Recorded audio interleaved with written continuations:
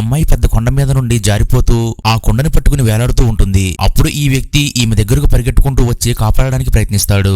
ఈలోపే ఈ అమ్మాయి ఆ కొండంచు నుండి జారిపోయి కిందకి పడిపోతూ అక్కడే ఉన్న ఒక చెట్టును పట్టుకుని వేలాడుతూ ఉంటుంది.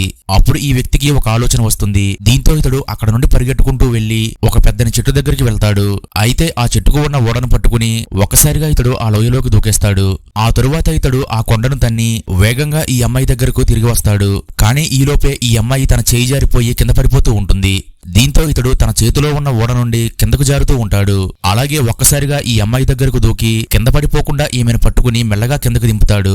కానీ ఈ అమ్మాయి ఈ షాక్ లో స్పృహ కోల్పోతుంది. అయితే వాస్తవానికి ఈ వ్యక్తి ఒక అడవి మనిషి. ఇతడు ఇదే అడవిలో తన తోటి అడవి మనుషులతో కలిసి జీవిస్తూ ఉంటాడు.